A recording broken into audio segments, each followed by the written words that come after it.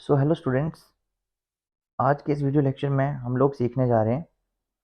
आपका जैसे कि एग्ज़ाम है अभी, परसों 14 को आपका एग्ज़ाम है जेके बोर्ड। ये वीडियो स्पेशली जेके बोर्ड के स्टूडेंट्स के लिए मैं बना रहा हूँ, क्विक रिवीजन के लिए, जिसमें मैं मैक्सिमम टॉपिक कवर कर दूंगा। ठीक है, और जितना ज़्यादा हो सकता है इस वीडियो को शेयर करें। ठीक है, इस वीडियो को शेयर करें, चैनल को सब्सक्राइब करें, और मैं आपको मैक्सिमम टॉपिक जो हैं आज के इस वीडियो लेक्चर में कवर करवाने वाला हूँ। ठीक है, अगर आपको वीडियो अच्छा लगे तो शेयर करना ना भूलें। चलो स्टार्ट करते हैं, मैं आपका ज़्यादा टाइम वेस्ट नहीं करने वाला।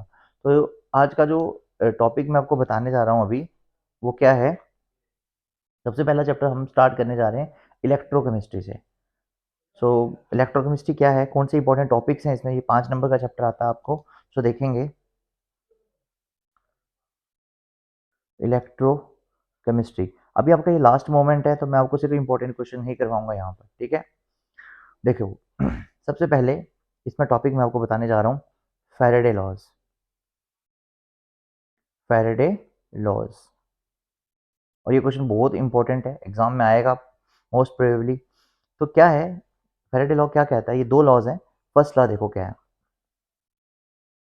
ये लॉ कहता है जब आप किसी इलेक्ट्रोलिटिक सेल में, वैसे देखो ये हमारे पास जब इलेक्ट्रोलिटिक सेल होता है ना, इसमें दो इलेक्ट्रोड्स होते हैं, मेटल की रॉड्स होती हैं।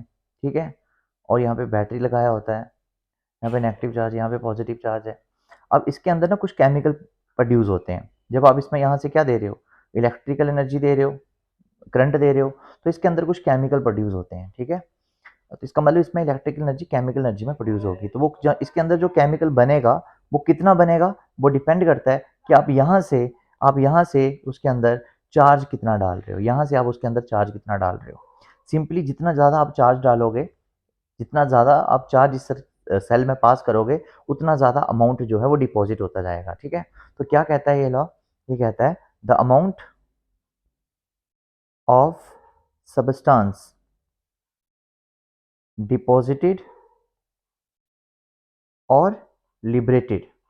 अब कोई गैस होगी तो वो लिबरेट हो जाएगी। ये कह रहा है कि the amount of substance deposited और liberated is directly proportional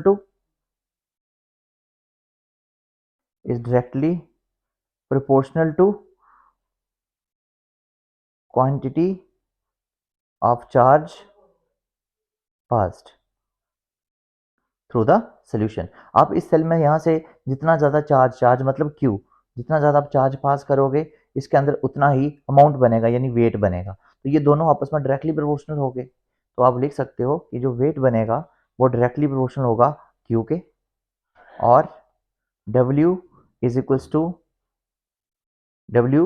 to Z into I into T. अब ये जेड आई टी क्या है, तो आपको पता होना चाहिए, चार्ज होता है करंट इंटू टाइम। ठीक है, और जब आपने प्रोपोर्शनलिटी का साइन यहाँ से हटाया तो यहाँ पे एक कांस्टेंट आया जिसको हम लोग Z बोलते हैं, और Z क्या होता है? Electro chemical equivalent. Electro chemical equivalent. ठीक है, उम्मीद करता हूँ आपको इतना सा समझ में आ गया होगा। ये आपका पहला लॉ था। ठीक है, लेकिन इसमें आपको थोड़ी छोटी चीज़ें और भी ध्यान में रखनी होंगी। वो क्या है? पहली चीज आपको ये ध्यान में रखनी है, आपको इलेक्ट्रोकेमिकल इक्विवेलेंट पूछ सकते हैं कि इलेक्ट्रोकेमिकल इक्विवेलेंट होता क्या है, तो आपने बोलना है, जैसे कि आपको पता है फॉर्मूला क्या है, W is equal to Z into I into T. ये फॉर्मूला था आपके पास। तो अगर आपके पे इन केस अगर आपकी करंट जो है वो 1 एम्पियर की हो, है ना, और टाइम जो है वो 1 सेकेंड का हो। अगर आपकी करंट यहाँ पे 1 एम्पियर की हो, टाइम यहाँ पे 1 सेकेंड का हो, तो 1 मल्टीप्लाइड बाई 1 1 ही हो जाएगा। उस समय जो वेट डिपॉजिट होगा वही जेड होगा। तो उस समय आपका डब्ल्यू जो है वो जेड के बराबर हो जाएगा। तो आप बोल रहे कि इलेक्ट्रोकेमिकल इक्विवेलेंट क्या है? It is the weight deposited, it is the weight deposited when 1 ampere current, 1 ampere of current passed for 1 second, passed for 1 second. और एक और मेरी बात याद रखना, जब कभी आप 1 एम्पियर के करंट को 1 सेकेंड के लिए पास करते हो तो उसको 1 कूलम चार्ज बोलते हैं। ये आपको पूछा जाता है कि 1 कूलम चार्ज कितना होता है, तो आप बोलना, जैसे कि आपको पता है ना, Q is equal to I into T होता है ना। तो अगर आप 1 एम्पियर की करंट को 1 सेकेंड के लिए किसी सर्किट में फ्लो करवाते हो, तो वो जो चार्ज होगा, वो जो Q होगा, उसी को आप लोग 1 कूलम चार्ज बोलते हो। यानी एक कूलम चार्ज पास करने पे जो अमाउंट बनेगा वही z है, क्योंकि z क्या था, आपने यहाँ पर नोटिस किया ना, z क्या था। ठीक है, ये देखो मैंने क्या बताया था कि जब 1 एम्पियर की करंट को 1 सेकंड के लिए किसी सर्किट में फ्लो कराते हो तो 1 एम्पियर की करंट 1 सेकंड मतलब 1 कूलम चार्ज। जब आप सर्किट में 1 कूलम चार्ज पास करते हो तो उस समय जो वेट डिपॉजिट होता है वही आपका z होता है। ओके, और एक और चीज याद रखना, what is the charge deposited bye 1 mole of electron. 1 mole electron की वजह से कितना चार्ज डिपॉजिट होता है। सो 1 मोल इलेक्ट्रॉन से जो चार्ज डिपॉजिट होता है, क्यू डिपॉजिट होता है, उसको अपन बोलते हैं 96500 कूलम चार्ज। ये एक्चुअल वैल्यू नहीं है, बट हम इसको न्यूमेरिकल प्रॉब्लम्स के लिए इतना लेते हैं। तो मतलब 1 मोल इलेक्ट्रॉन का चार्ज कितना होता है, 96500 कूलम। तो ये था आपका फर्स्ट लॉ। आपको उम्मीद करता हूँ समझ में आया होगा। जल्दी से इसका स्क्रीनशॉट ले लो।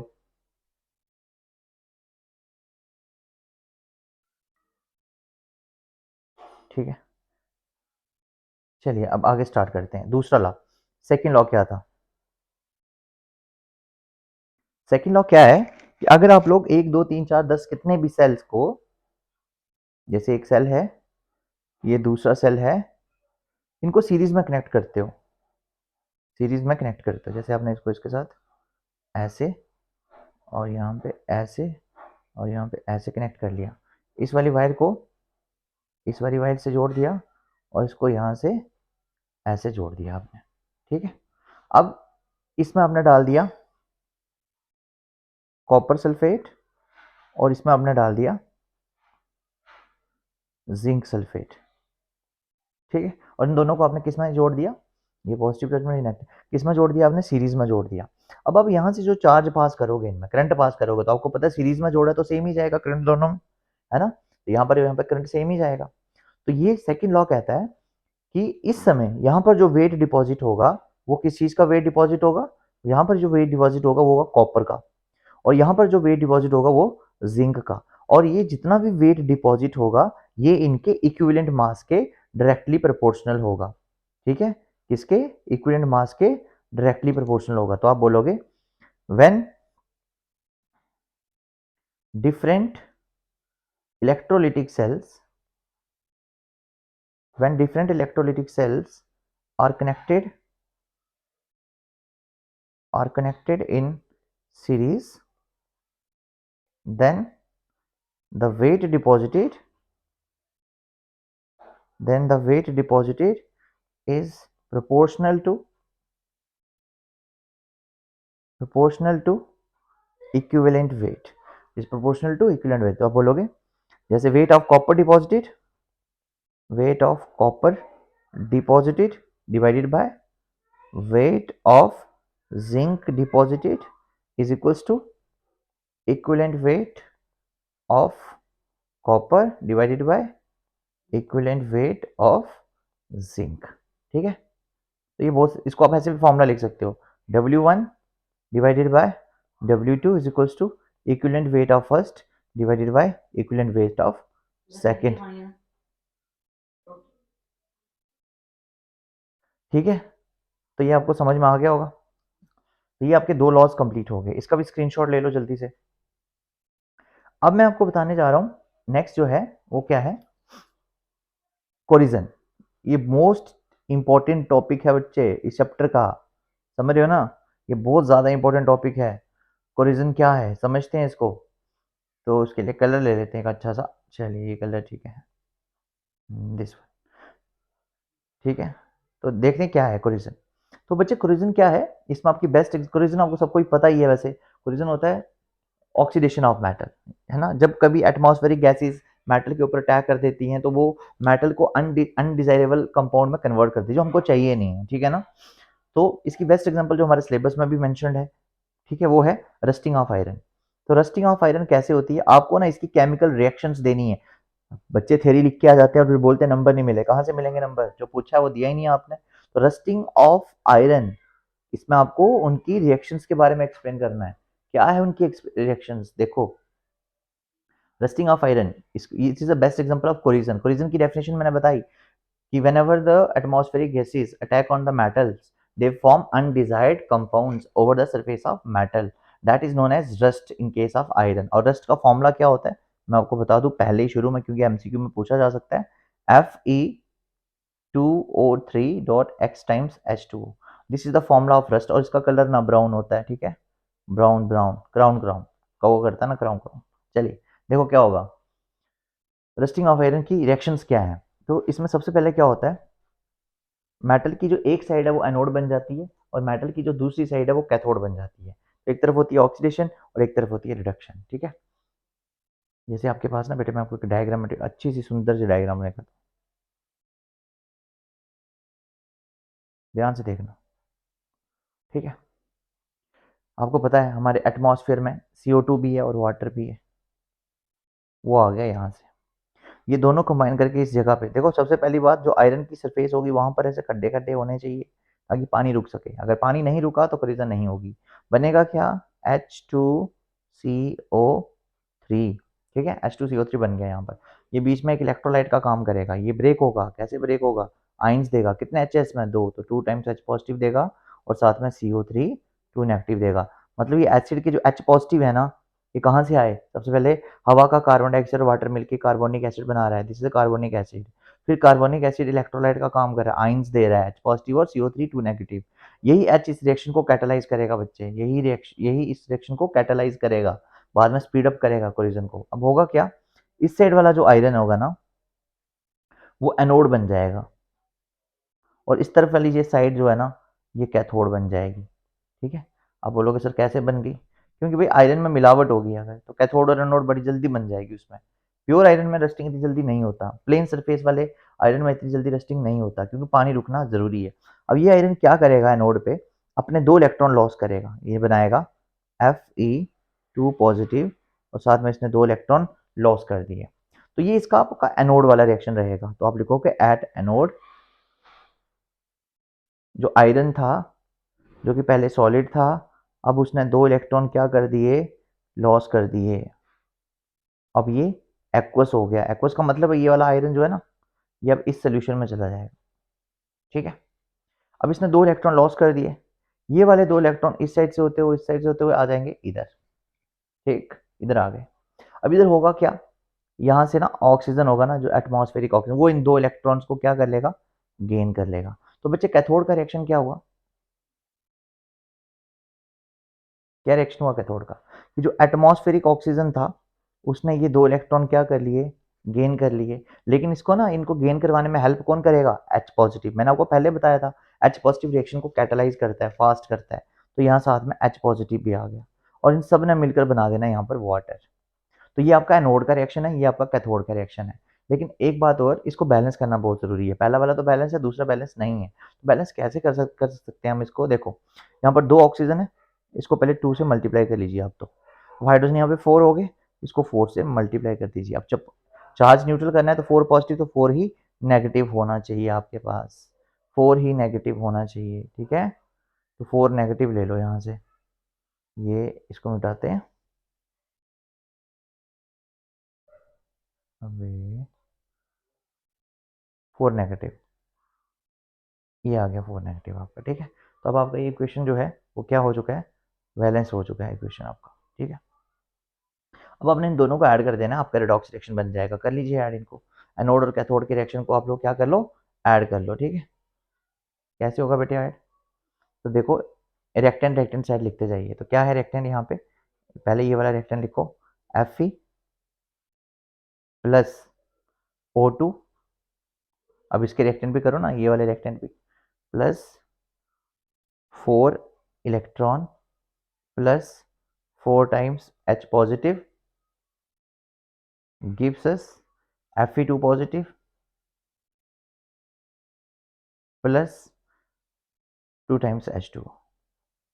लेकिन एक बात का और ध्यान रखना है, यहाँ पर ना बच्चे 4 इलेक्ट्रॉन गेन हुए, लेकिन यहाँ पर 2 ही इलेक्ट्रॉन लॉस हुए थे। तो इनको बराबर करने के लिए आपको इस इक्वेशन को 2 से मल्टीप्लाई भी करना होगा। तो ये वाले इलेक्ट्रॉन और ये वाले इलेक्ट्रॉन तो कैंसिल ही हो जाएंगे ना, तो आपको यहाँ पर ये मेंशन करने की नीड नहीं होगी, ठीक है। तो आप ऐड कर लो, देख लो, ये पूरी इक्वेशन 2 से मल्टीप्लाई हो गई है, तो यहाँ पे 2 टाइम्स आयरन आ जाएगा, ओके, और यहाँ पे 2 टाइम्स Fe2 पॉजिटिव आएगा। बाकी कोई इक्वेशन में कोई प्रॉब्लम नहीं है। तो अब आपके पास बन गया Fe2 पॉजिटिव, ठीक।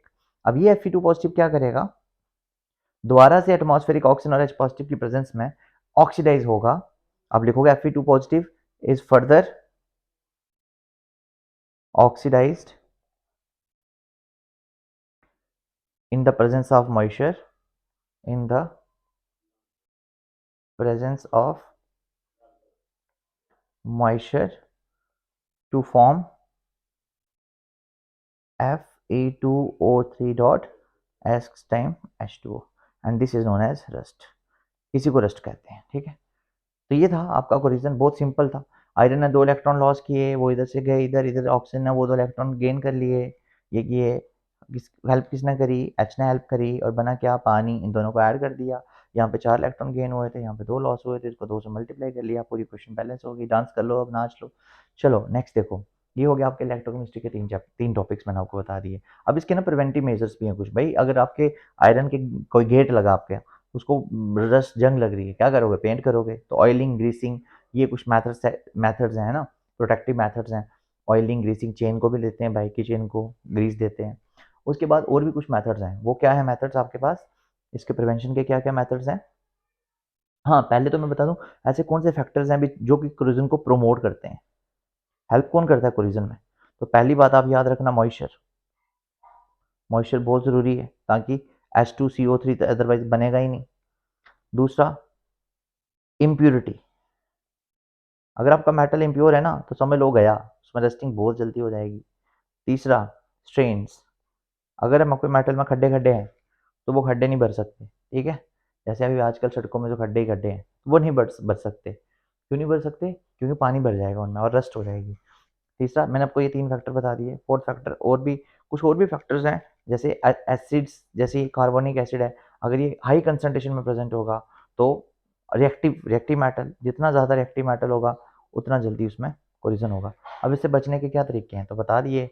एक तो ऑयलिंग, ग्रीसिंग वाला आ गया। दूसरा क्या? गैल्वेनाइजेशन। हम एक मेटल के ऊपर दूसरे मेटल की कोटिंग कर देते हैं, नॉन रिएक्टिव मेटल की, ताकि रस्टिंग ना हो। एक आता है आपके पास, सबसे इंपॉर्टेंट है कैथोडिक प्रोटेक्शन, ये कि बताते नहीं। कैथोडिक प्रोटेक्शन क्या होता है?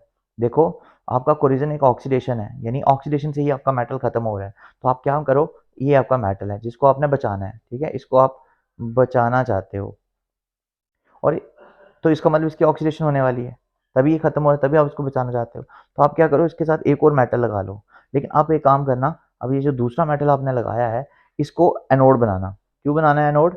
क्योंकि एनोड पे होती है ऑक्सीडेशन। तो अब ये खत्म हो जाएगा और ये बच जाएगा। क्यों बच जाएगा? क्योंकि इसकी ऑक्सीडेशन नहीं होगी, इसकी क्या होगी? रिडक्शन, क्योंकि ये क्या बन चुका है? कैथोड बन चुका है, ठीक है। याद रखा? पता चला क्या बोला मैंने? कि जिस मेटल को आपने बचाना है उसको कैथोड बनाओ, क्योंकि उस पर रिडक्शन हो जाएगी, और उसके साथ एक और जोड़ के एनोड बना दो उसको, वो खत्म हो जाएगा, लेकिन ये आपका बच जाएगा पूरा पूरा मेटल। मैंने आपको 3 टॉपिक इसमें चैप्टर में से बताए हैं, इन तीनों में से कोई ना कोई क्वेश्चन पक्का आएगा, ठीक है।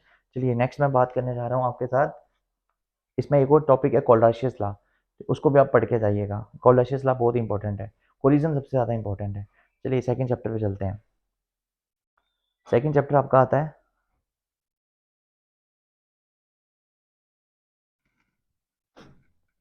सॉल्यूशंस। सॉल्यूशंस में मैं आपको सिर्फ क्वालिटेटिव प्रॉपर्टीज बताऊंगा, ठीक है।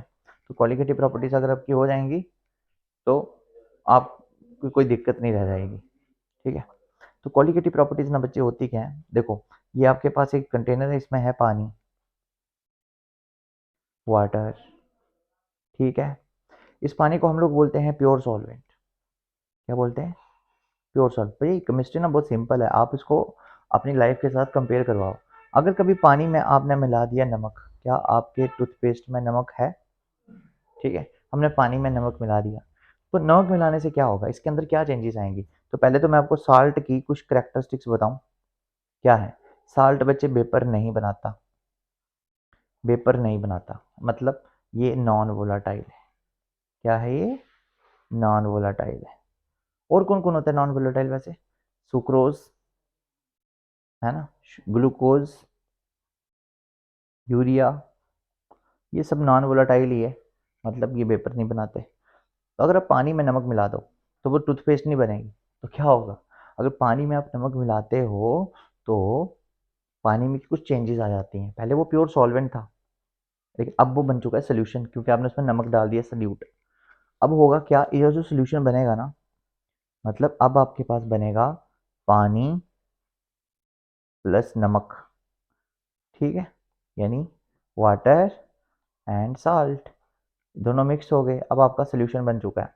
इस सोल्यूशन में क्या क्या चेंजेस आएंगी, देखो आपको इसको लिखना कैसे, बहुत सिंपल तरीके से लिखना है आपको इसको लिखना है कि whenever a non volatile solute, whenever a non volatile solute, है ना, non volatile solute is added to the pure solvent, तो क्या होगा, सोल्यूशन बनेगा। बट इस सोल्यूशन में क्या क्या चेंजेस आएंगी वो आपको समझनी है। देखो बच्चे, सबसे पहली जो चेंज आएगी ना, पानी ज़्यादा स्टीम बनाता है, वेपर प्रेशर, वेपर्स ज़्यादा बनाता है, लेकिन नमक नहीं बनाता, क्योंकि मैंने बोला नॉन वोलेटाइल है, तो पानी को भी नहीं बनाने देता। तो पहले ना वेपर प्रेशर जो है ना, देखो वेपर्स कौन ज़्यादा बनाएगा, पानी, तो प्रेशर भी उसी की वेपर्स का ज़्यादा होगा। तो आप बोलोगे पानी का वेपर प्रेशर ज़्यादा था, और लेकिन पानी में जब नमक डाल दिया, सोल्यूशन बना दिया, तो वेपर प्रेशर कम हो गया। तो पहला जो कैरेक्टरिस्टिक आपके पास आ गया कि जो वेपर प्रेशर है वो कम हो जाएगा, जिसको हम लोग बोलते हैं lowering in vapour pressure, lowering in vapour pressure, ठीक है।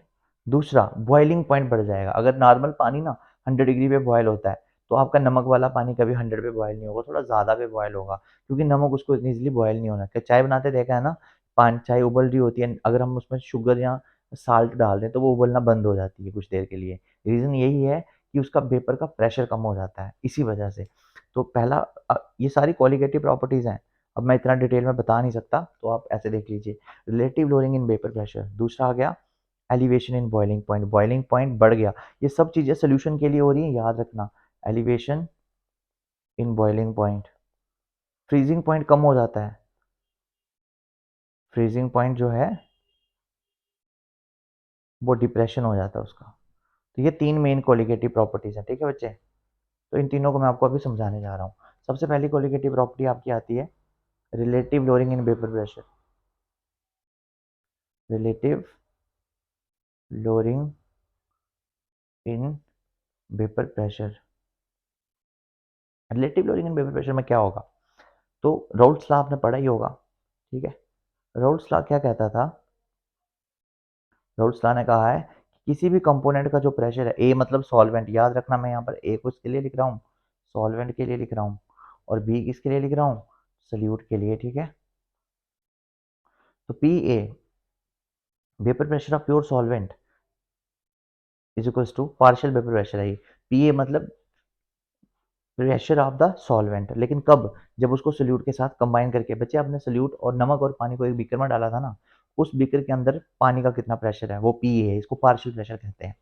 तो ये बराबर होता है P nor A into chi of A के, ठीक है। ये यहाँ पे मोल फ्रैक्शन है, P B is equals to P nor B chi of B. अच्छा बच्चे, काई ये क्या होता है ना, मोल फ्रैक्शन होती है, और इन दोनों का जो सम है वो हमेशा 1 होता है, एक बात याद रखना, ठीक है। दूसरी बात आपने ये याद रखनी है कि अगर आपको किसी भी कंपोनेंट का ये निकालना है, जैसे आपके सोल्यूशन के अंदर ए भी है बी भी है, लेकिन आपको ए की मोल फ्रैक्शन निकालनी है, तो वो आएगी ए के कितने मोल्स हैं divided by N A plus N B, total कितने मोल्स हैं। और नंबर ऑफ मोल्स कैसे निकलते हैं, given mass upon molar mass, ऐसे निकलते हैं, ठीक है। अगर आपको ए का निकालना है तो गिवन मास भी ए का लेंगे और मोलर मास भी ए का लेंगे। चलिए, इतना हो गया, ये क्वेश्चन हो गई 1, और ये हो गई क्वेश्चन नंबर 2। अब पी टोटल किसके बराबर होगा, टोटल प्रेशर किसके बराबर होगा, दोनों के सम के बराबर, P of A plus P of B, ठीक है, दोनों के सम के बराबर। पी ए कितना था, P naught A chi of A plus P not be chi of B, ठीक है, यही होगा। अब क्योंकि हमारा जो हम पढ़े क्वालिटेटिव प्रॉपर्टी, तो इसमें तो सोल्यूट नॉन वोलेटाइल होता है, तो अगर सोल्यूट नॉन वोलेटाइल है तो प्रेशर बी का होगा ही नहीं। बी क्या था, सोल्यूट सॉल्ट, उसका तो होगा ही नहीं प्रेशर, वो जीरो होगा, तो जीरो को काई बी से मल्टीप्लाई करूंगा तो ये पूरी टर्म कितनी हो जाएगी, जीरो। तो इसका मतलब टोटल प्रेशर किसके बराबर आ गया आपका, टोटल प्रेशर आ गया P nor a chi of A के। अब मैंने आपको ये देखो, इधर एक रिलेशन बताया था, chi of A plus chi of B equals to 1 होता है, तो आप यहाँ से ना काई ए का वैल्यू निकाल सकते हो, वो आएगा 1 माइनस काई ऑफ बी। तो आप एक काम करो, पी टोटल की वैल्यू लिखो, कितना आएगा, पी नॉट ए इंटू 1 माइनस काई बी आएगा, मल्टीप्लाई कर लीजिए इसको, करो इसको मल्टीप्लाई, कितना आता है, पी नॉट ए इंटू, सॉरी क्या आएगा, ब्रैकेट नहीं, मैं ओपन कर लेता हूँ ना इसको, कहाँ गया इसका इरेजर? यार एक तो इसको ना मुझे यूज़ नहीं करना आता।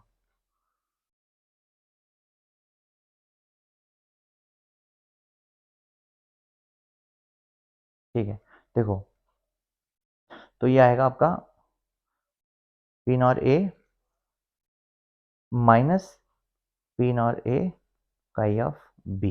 ये आ गया आपका एक्सप्रेशन पी टोटल। माइनस वाली पूरी टर्म को ना आप इधर ले आओ और पी टोटल को आप यहाँ ले जाओ, तो क्या बनेगा? ये बनेगा P naught A chi of B is equals to P naught A minus P total. ठीक है, और यहाँ से आप लोग काई भी निकाल सकते हैं। Chi B is equals to P naught A minus P total divided by P naught A. ये जो आपका एक्सप्रेशन आया ना, इसी को बोलते हैं relative lowering in vapour pressure. This is known as relative lowering in vapour pressure. ठीक है, अब इसमें ना एक और चीज़ है, कोई भी क्वालिटेटिव प्रॉपर्टी आपको एम बी निकालना सिखाती है, सल्यूट का मालिकुलर मास निकालना सिखाती है। तो कैसे निकलेगा बच्चे? देखो, chi B is equals to P nor A minus P total था divided by P nor A था। ठीक है, तो chi of B is equals to P nor A minus P total upon P nor A था ना। तो आप काई बी की वैल्यू डाल दो यहाँ पर। काई बी की वैल्यू क्या थी? काई बी की वैल्यू थी, आप यहाँ पे काई बी की वैल्यू डाल दो। काई बी आपका मैंने अभी बताया था थोड़ी देर पहले, N B upon N A plus N B. बच्चे जिसकी मोल फ्रैक्शन निकालनी है उसके moles divided by total moles. तो ये हो गया आपका, इट इज इक्वल्स टू, मतलब काई बी की जगह आपने ये वैल्यू डाल दी, equals to P naught A minus P total divided by P naught A. ये आ गया। तो अब इसका अगर हम निकालें, अगर आपका सोल्यूशन बच्चे बहुत डाइल्यूट हो ना, डाइल्यूट मतलब उसमें पानी बहुत ज़्यादा, सोल्यूट बहुत कम है, तो आप एन बी को निगलेक्ट कर सकते हो। तो मैं यहाँ पर वही केस ले रहा हूँ कि इन केस अगर कभी एन ए जो है वो बहुत बड़ा हो एन बी से, पानी बहुत ज़्यादा है, सोल्यूट बहुत कम है, तो आप एन बी को, एन ए को निगलेक्ट, एन बी को निगलेक्ट कर सकते हो। तो उस समय आपका जो है ये हो जाएगा expression n B upon N A equals to P naught A minus P total upon P naught A. So n B की वैल्यू कितनी आएगी? एन बी क्या होता है? W B upon M B.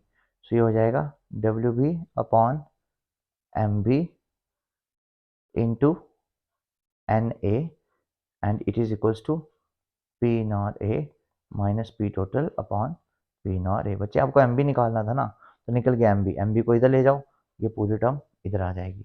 ये हो गया आपकी पहली क्वालिटेटिव प्रॉपर्टी। ठीक है, जिसका नाम था relative lowering in vapour pressure. इसका स्क्रीनशॉट ले लो।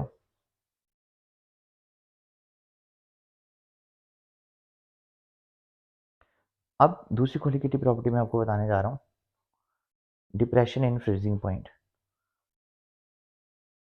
Depression in freezing point and boiling in, elevation in boiling point, दोनों सेम है ये।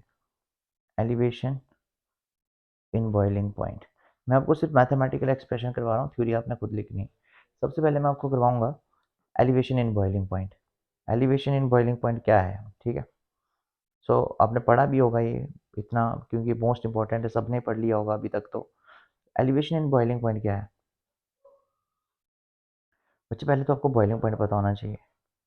एक ऐसा टेम्परेचर जिस टेम्परेचर पे वेपर प्रेशर जो है बराबर होता है एटमॉस्फेरिक प्रेशर के।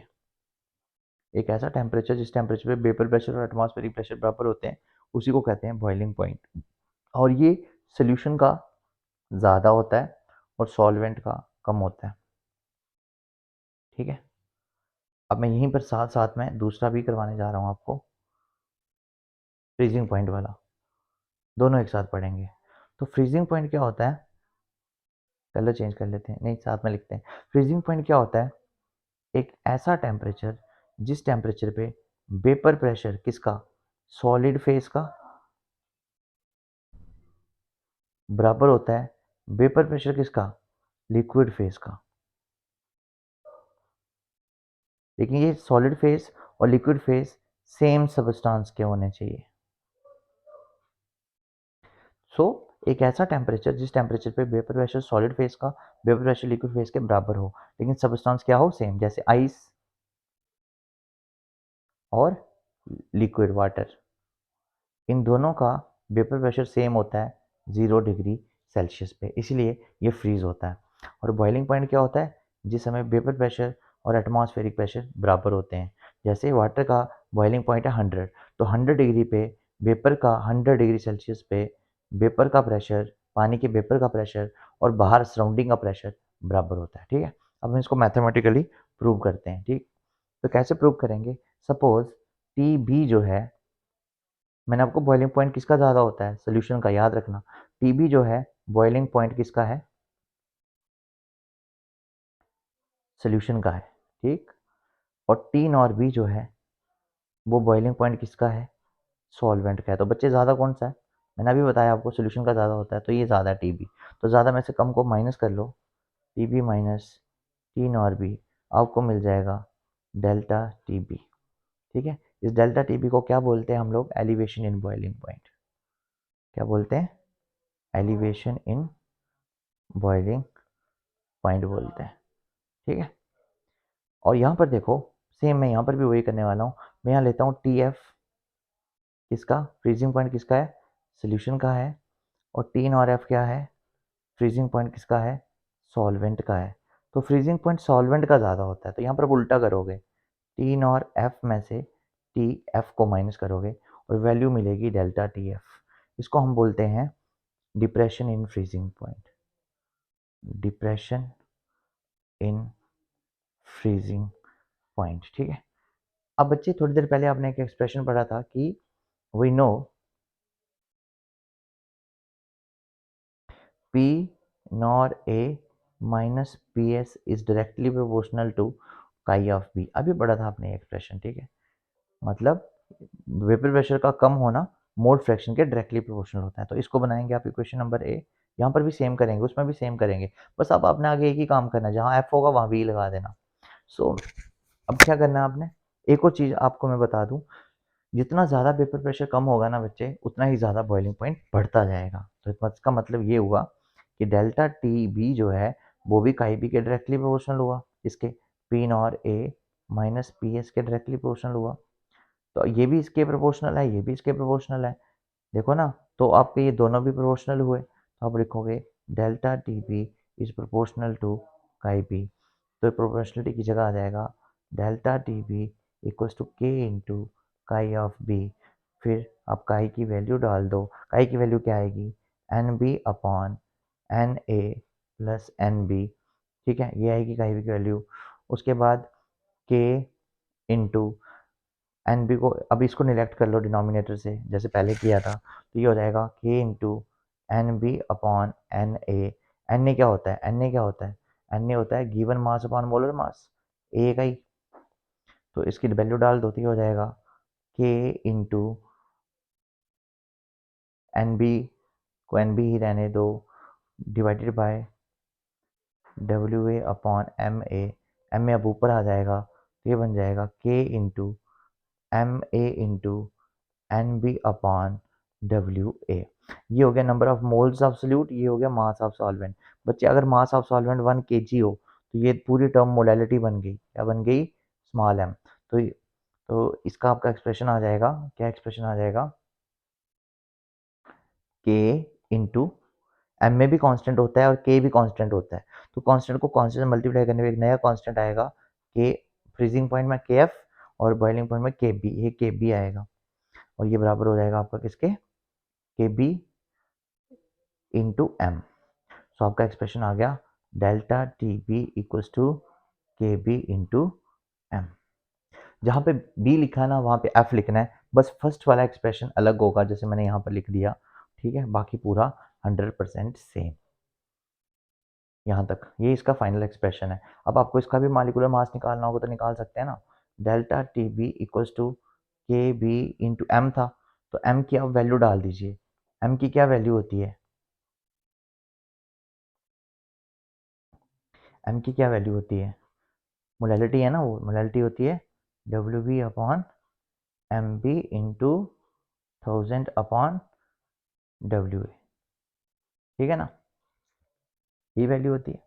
अब भाई एम बी को यहाँ ले लो और डेल्टा टी बी को यहाँ ले लो, ये हो जाएगा आपके पास M B equals to K B into W B into 1000 divided by delta T B into W है।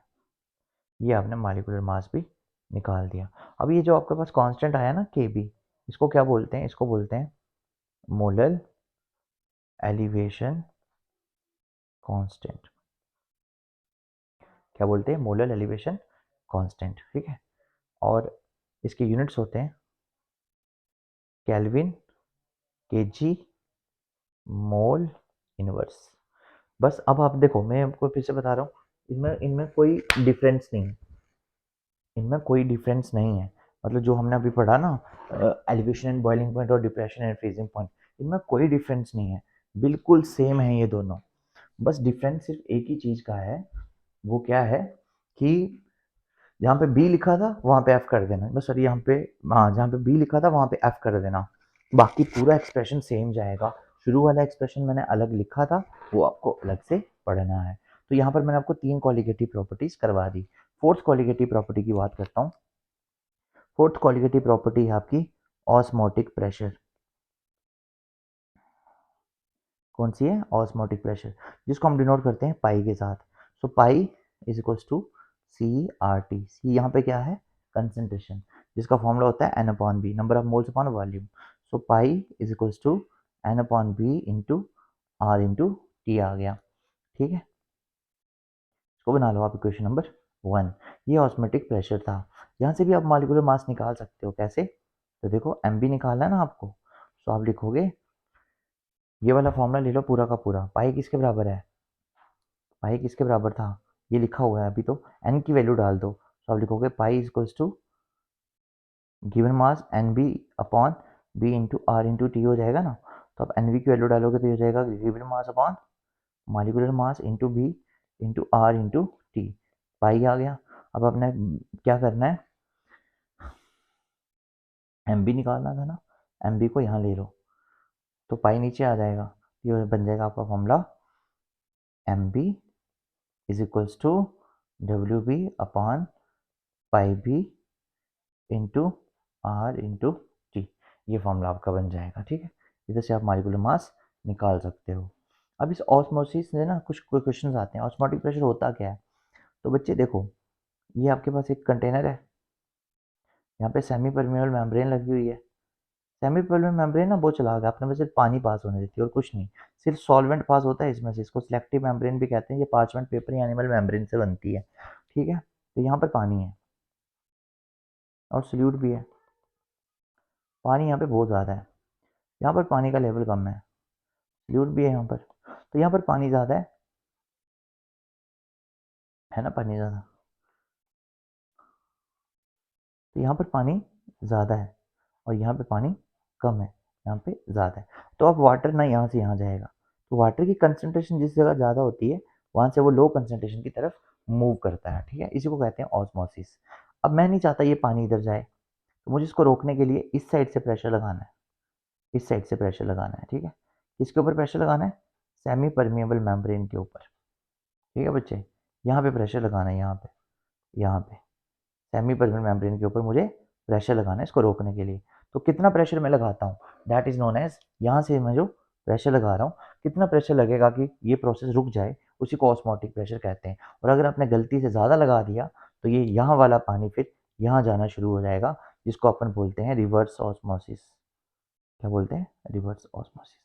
तो ऑस्मोटिक प्रेशर क्या होता है बच्चे? एक ऐसा प्रेशर, मिनिमम प्रेशर, जिसकी वजह से ऑस्मोसिस का प्रोसेस रुक जाता है, that is known as osmotic pressure, ठीक है। ये आपको समझ में आ गया होगा। और भी इसमें से कुछ क्वेश्चंस आपको वो पूछ सकते हैं। क्या पूछ सकते हैं? आइसोटोनिक सॉल्यूशंस क्या होते हैं? आइसोटोनिक सॉल्यूशंस बच्चे वो सॉल्यूशंस होते हैं, एक सॉल्यूशन ये है, एक सॉल्यूशन ये है, दोनों की कंसंट्रेशन सेम है, तो ऑस्मोसिस इनमें नहीं होगी। तो आइसोटोनिक। हाइपरटोनिक क्या होता है? हाइपरटोनिक सॉल्यूशन वो होता है जिसकी कंसंट्रेशन ज़्यादा होती है। हाइपोटोनिक क्या होती है? जिसकी कंसंट्रेशन लो होती है, ठीक है। ये भी आपको पूछ सकते हैं। एक आपको एंड ऑस्मोसिस पूछ सकते हैं। एंड ऑस्मोसिस क्या होती है? एक्स ऑस्मोसिस क्या होती है? एंड ऑस्मोसिस क्या होती है? एक्स ऑस्मोसिस क्या होती है? एंड ऑस्मोसिस का मतलब होता है सेल के अंदर पानी आना, अंदर की तरफ पानी की मूवमेंट सेल से, और सेल से बाहर की तरफ मूवमेंट को हम लोग बोलेंगे एक्स ऑस्मोसिस। जैसे किशमिश का दाना देखा है ना, पानी में डाल दो फूल जाएगा, एंड ऑस्मोसिस। धूप में रख दो सूख जाएगा, बाहर चल जाएगा पानी, वो एक्स ऑस्मोसिस है। ठीक है। तो अभी मैं जल्दी जल्दी फास्ट रिवीजन करवा रहा हूँ, तो आप सिर्फ क्वालिटेटिव प्रॉपर्टीज पढ़ के चले जाएं। बच्चे ये वो क्वेश्चंस हैं जिसने अभी तक कुछ भी नहीं पढ़ा और वो इतना सा पढ़कर चला जाएगा, तो मैं उम्मीद करता हूँ 50+ मार्क्स तो उसके आ ही जाएंगे। ठीक है। मैं सिर्फ इंपॉर्टेंट पढ़ा रहा हूँ, 2 चैप्टर के इंपॉर्टेंट टॉपिक्स मैंने पढ़ा दिए। मोलैरिटी आपको आती होगी, फिर मैं फॉर्मूला बता देता हूँ। मोलैरिटी होती है WB upon MB into 1000 upon B। Molality होती है WB upon MB into 1000 upon WA। उसके बाद मोल फ्रैक्शन अभी बताई थी मैंने आपको। नॉर्मेलिटी होती है WB EB, उसमें इक्विवेलेंट मास लिया जाता है। देखो जैसे ना, जो नॉर्मेलिटी होती है ना, इसमें जैसे हम गिवन मास अपॉन मॉलिक्यूलर मास लेते हैं ना, उसमें given mass upon equivalent mass होता है WB upon EB into 1000 upon B। उसके बाद आती है आपकी क्या? Mole fraction. तो मोल फ्रैक्शन होती है, कहीं ऑफ A निकालना है आपको, तो Na upon Na plus NB, और अगर आपको कहीं ऑफ B निकालना है तो NB upon Na plus NB, और इन दोनों का जोड़ जो है वो 1 होता है, यानी chi of A plus chi of B equals to 1। तो सोल्यूशन चैप्टर में सिर्फ क्वालिटेटिव प्रॉपर्टीज पढ़ के जाएं, ज़्यादा पढ़ने की ज़रूरत नहीं है, क्योंकि इसी में से आपका कवर अप हो जाएगा। ठीक है। अब मैं जो इसका स्क्रीनशॉट ले रहा हूँ, अगर लेना आपने तो। अब मैं आपको जो नेक्स्ट टॉपिक बताने जा रहा हूँ, पी ब्लॉक के कुछ क्वेश्चंस बताने जा रहा हूँ। ठीक है। P block most important. मुझे पता आप इसी का इंतजार भी कर रहे थे वीडियो में कि सर पी ब्लॉक कब पढ़ाएंगे। तो पी ब्लॉक 8 मार्क्स का आता है। मैं 4-5 क्वेश्चंस आपको इसके बताऊंगा। चलिए नया पेज एक ओपन करते हैं, क्योंकि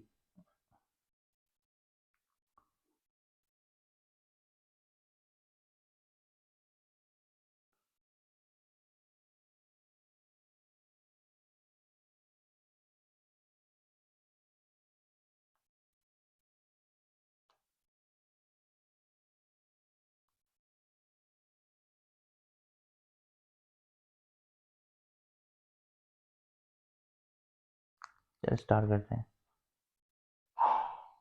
ठीक है, देखो पी ब्लॉक।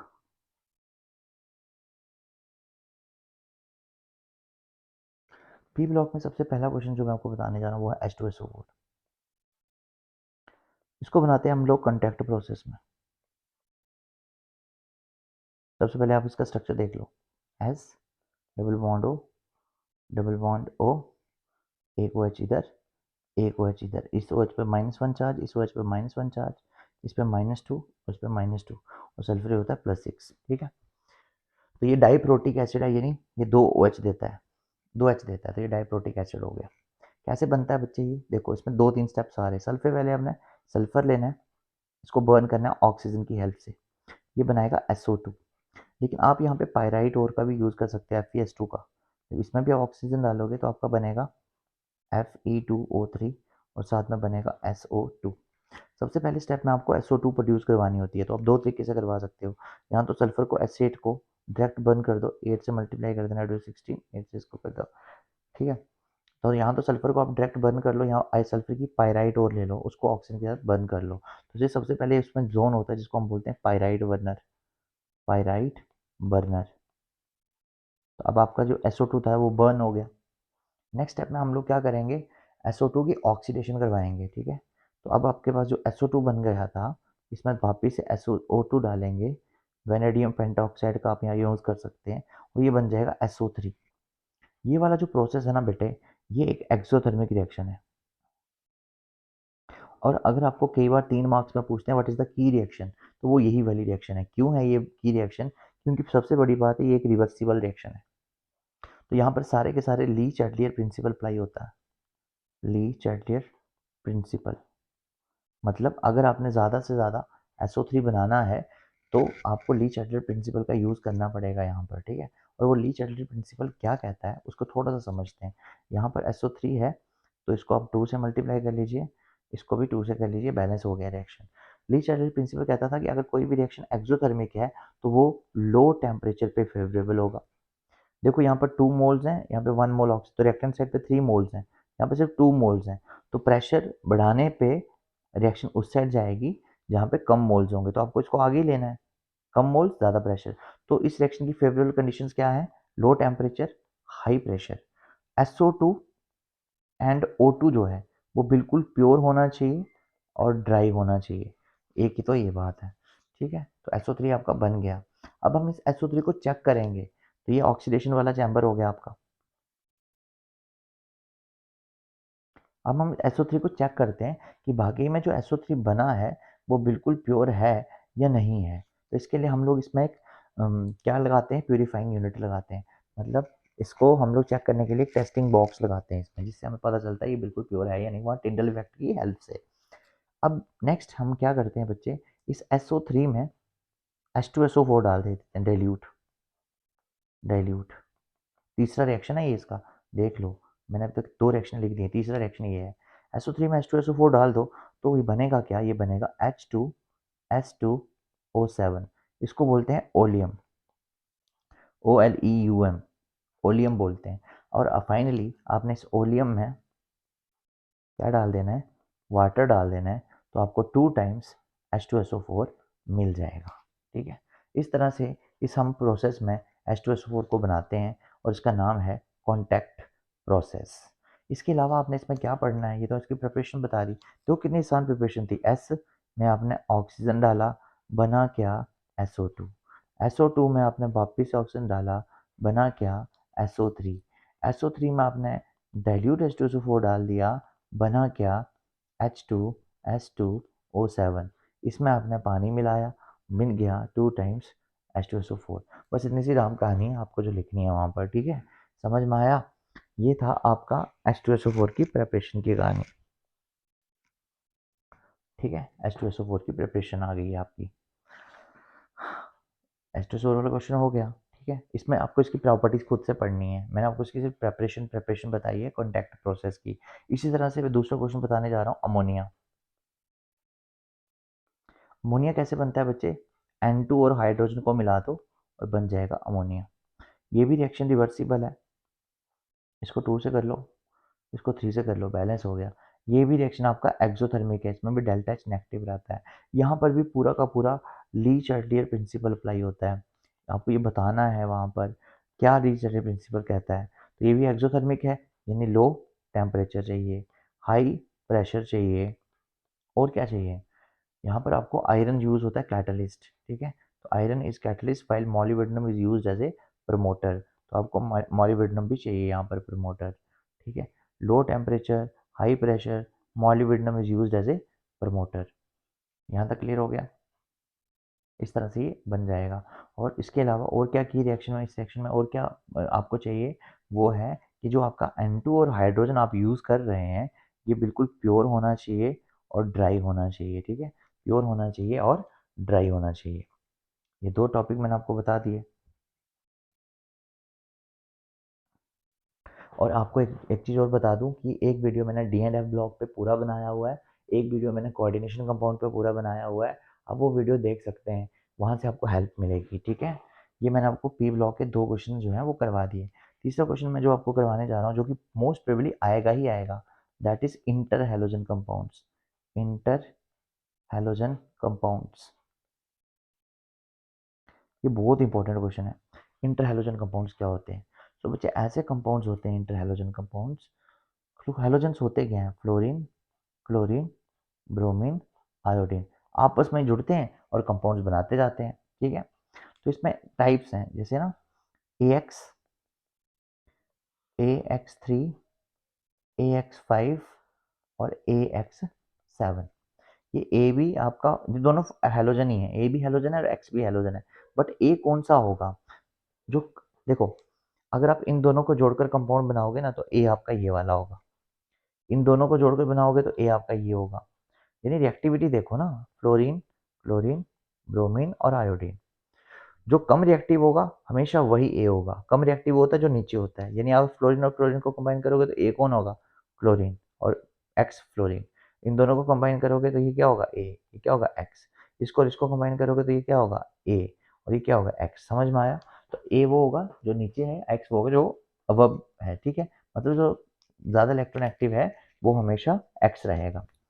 सो ए एक्स की तो शेप हम लोग ड्रॉ कर नहीं सकते, एग्जाम्पल दे सकते हैं। सी एल एफ आ गई, ए एक्स थ्री की शेप आपको ड्रॉ करनी है। ठीक है, जैसे सी एल एफ थ्री, एक एग्जाम्पल दे देता हूँ ना सबकी। यहाँ पे आप लिख सकते हो सी, यहाँ पे आप B R C L five कर दो और यहाँ पर आप आई एफ सेवन कर दो। ठीक है, ये सारे आपके पास 4 टॉपिक्स आते हैं।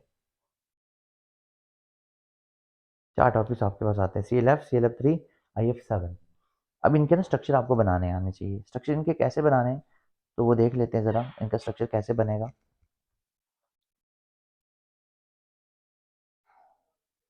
तो सी एल एफ का तो बनेगा नहीं, क्योंकि कम से कम 2 बॉन्ड्स हैं। जहाँ सी एल एफ थ्री का बनेगा, कैसे बनेगा बच्चे? आपने लिखना है टोटल पेयर। टोटल पेयर कैसे निकलते हैं? एक फॉर्मूला लगाना है, 1/2 इंटू बी प्लस जी। बी क्या है? इस ए के सेंट्रल एटम में बैलेंस शेल में कितने इलेक्ट्रॉन? तो ए में सब में 7 ही होंगे, बी की वैल्यू सब में 7 आएगी, तो 1/2 इंटू 7। जी का मतलब ग्रुप कितने जुड़े हैं, एक्स कितने हैं? तो 3। यहाँ पर भी 1/2 इंटू बी 7 प्लस ग्रुप कितने? 5, तो आंसर इज 6। यहाँ पर आ गया आपका 1/2 into B 7 plus 7 divided by 2, वो तो किया मैंने पहले से, यहाँ पे 7 ही आ जाएगा। तो यहाँ पर आपका कितना आया था? 5। तो यहाँ पर टोटल 5 थे, यहाँ 6 थे और यहाँ पे 7 थे। 5 मतलब देखो, तो एक एस ऑर्बिटल होता है, पी के 3 होते हैं, डी के 5 होते हैं, ये याद रखो। कितना आया? 5। तो पहले 5 यूज कर लो, एक एस का, पी के 3, डी का 1। तो यहाँ पे हाइब्रिडेशन कौन सी आ गई? sp3d। यहाँ 6 है तो कौन सी आएगी? sp3d2। यहाँ 7 है तो कौन सी आएगी? sp3d2। ठीक है, 7 थे ना तो d3 हो जाएगा। यहाँ पे 6 था तो 6 कर दिया मैंने। ये आपके पास आ गई हाइब्रिडाइजेशन। तो हाइब्रिडेशन हमको पता चल गई। नेक्स्ट हमको क्या पता लगाना है? इनकी शेप का पता लगाना है। तो शेप भी बहुत आसानी से पता चल जाएगी। टोटल पेयर हमको पता है। बॉन्ड्स कितने हमने बनाएंगे वो देखो, तो बॉन्ड्स ग्रुप जितने हैं 3 थे, इसमें जी की वैल्यू कितनी? 3, 3 बॉन्ड, टोटल 5 थे, 3 ने बॉन्ड बना दी, लोन पेयर कितने आ गए? 2। तो अब एक ऐसी शेप बनाओ जिसमें 3 बॉन्ड हो और 2 लोन पेयर हो, तो टी शेप बनेगी बच्चे। ठीक है, टी शेप कैसे होती है? आप ए को सेंटर में रख दो, एक इधर एक इधर एक इधर, बन गया टी। 2 लोन पेयर शो कर दो, यहाँ पे एक्स है, यहाँ पे एक्स है, यहाँ पे एक्स है। ठीक है, इसमें कितने थे टोटल पेयर? 6 थे, बॉन्ड 5 ने बनाई है, तो बॉन्ड पेयर कितने? 5 है, लोन पेयर कितने? 1 है। तो अब शेप कैसे बनाएगी? इसमें 5 बॉन्ड होगी, 1 लोन पेयर, तो ये आप ऐसे बनाओगे, ए इधर आएगा, 1 2 3 4, x X X x, square बना लिया। स्क्वायर के ऊपर एक पिरामिड लगा दो, तो इसका नाम है स्क्वायर पिरामिडल। Square pyramidal. ठीक है, अब यहाँ पर भी यही चीज़ होने वाली है। इसमें एक लोन पेयर है ना, वो बना लो। अब इसमें आई 7 है ना, तो आई 7 में कोई भी लोन पेयर नहीं है, तो इसकी शेप बनेगी आई, पेंटागन बनाना पड़ेगा आपको। बीच में रख दो आयोडीन को, थोड़ा इधर होता तो ज़्यादा सही होता। इधर इधर इधर इधर इधर, X X X X X, एक ऊपर एक नीचे। इसको बोलते हैं पेंटागोनल बाय पिरामिडल।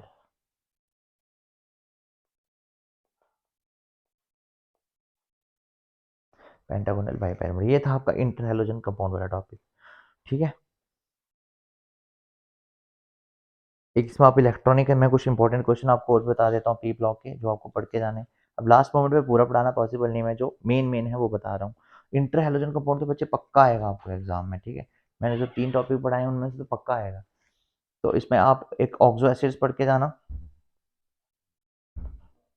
और एक एलोट्रॉप्स पढ़ के जाना, और तीसरा इलेक्ट्रॉनिक कन्फिग्रेशन। तो मैंने आपको 3 चैप्टर करवा दिए। ठीक है, 3 चैप्टर हमने पढ़ लिए। पी ब्लॉक हमारा जो मैंने मेन मेन थे वो आपको बता दिया, और 2 आपको सेल्फ पढ़ने के लिए बोल दिया। नेक्स्ट जो मैं आपको बताने जा रहा हूँ चैप्टर, वो है आपका D and F block. D and F block में से आपने एक क्वेश्चन पढ़ के जाना है। ये सिर्फ उनके लिए जिन्होंने कुछ नहीं पढ़ा अभी तक वीडियो, ठीक है, मतलब अभी तक पढ़ाई नहीं करी है, तो वो इस वीडियो को देखकर जाएंगे, ये क्वेश्चन वो कर लेंगे तो आराम से पास हो जाएंगे और मार्क्स भी ठीक आ जाएंगे। एक ही क्वेश्चन बताऊंगा, दैट इज लेंथेनॉइड कॉन्ट्रैक्शन।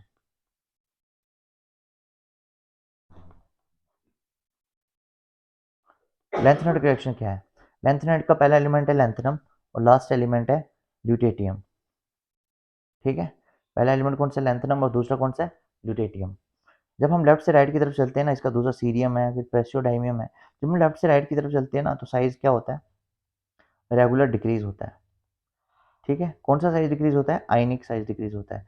इसको हम क्या बोलते हैं? लेंथेनाइड कॉन्ट्रैक्शन बोलते हैं। क्या बोलते हैं? लेंथेनाइड कॉन्ट्रैक्शन बोलते हैं। तो जब हम लेंथनम से ल्यूटेटियम की तरफ चलते हैं, तो साइज जो है वो रेगुलर डिक्रीज करता है, जिसको हम लोग लेंथेनाइड कॉन्ट्रैक्शन कहते हैं। क्यों होता है ऐसा? तो इसके पीछे एक रीजन है कि लेंथनम का एटॉमिक नंबर है 57, बीच में आते हैं 58 से लेके 71 तक, ये कि एफ ब्लॉक के एलिमेंट्स हैं, और लास्ट में आपका आ जाता है ल्यूटेटियम।